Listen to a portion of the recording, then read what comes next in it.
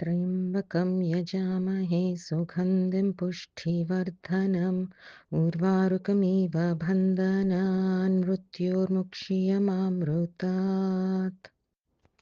ಇದು ನವಗ್ರಹ ಸ್ತೋತ್ರ. ನಾನು ನಿನ್ನ ಸಲುವಾಗಿ ದಿವಸ ಹೇಳ್ತಾ ಇದ್ದೀನಿ. ನೀನು ಕೇಳಿಸ್ಕೊಂಡ್ರೆ ಹೇಳ್ಕೊಂಡ್ರೆ ಯಾವುದಾದ್ರೂ ಚೆನ್ನಾಗಿರುತ್ತೆ. ಶ್ರೀ ನವಗ್ರಹ ಸ್ತೋತ್ರಂ. ಜಪಾಕುಸುಮ ಸಂಕಾಶ್ಯಂ ಕಾಶ್ಯಪೇಯ ಮಹದ್ಯುತಂ ತಮೋರಂ ಸರ್ವಪಾಪಘ್ನಂ ಪ್ರಣತೋಸ್ಮಿ ದಿವಾಕರಂ ದತಿಶಂಕುತುಷಾರಾಭಾಂ ಕ್ಷೀರೋದಾರ್ಣವಸಂಭವಂ ನಮಾಮಿ ಶಶಿನಂ ಸೋಮಂ ಶಂಭೋರ್ಮುಕುಟಭೂಷಣಂ ಧರಣೀಗರ್ಭಸಂಭೂತಂ ವಿದ್ಯುತ್ಕಾಂತಿಸಮಪ್ರಭಂ ಕುಮಾರಂ ಶಕ್ತಿಹಸ್तं तं मङ्गलं प्रणमाम्यहम्. प्रियङ्गुकलिकाश्यामां रूपेण प्रतिमं बुधं सौम्यं सौम्यगुणपेतं तं बुधं प्रणमाम्यहं.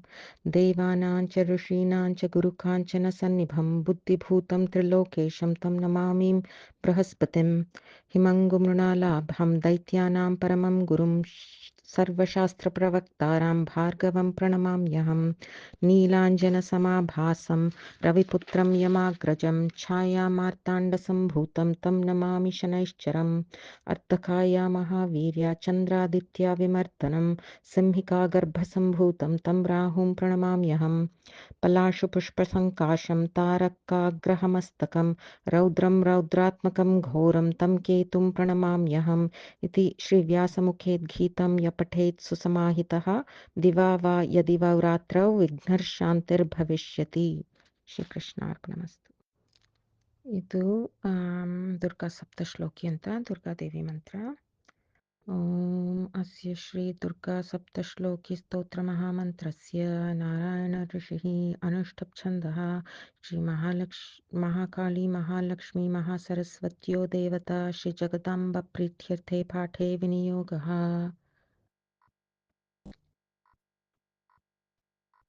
ज्ञानिनामपि चेतांसि देवी भगवती हि सा बलादकृष्यमोहाय महमाय प्रयच्छति.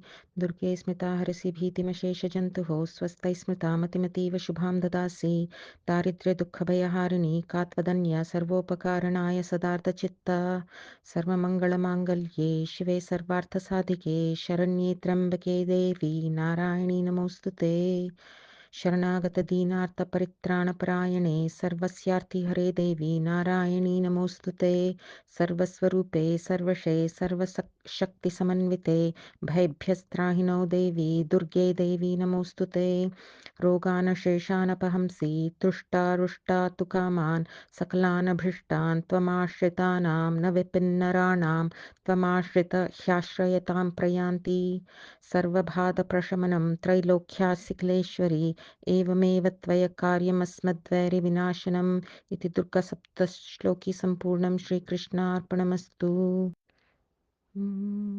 नमो भगवते महासुदर्शन वसुदेवधन्वन्तराय अमृतकलशहस्ताय सर्वभयविनाशनाय सर्वारोगनिवारणाय त्रिलोकपतये.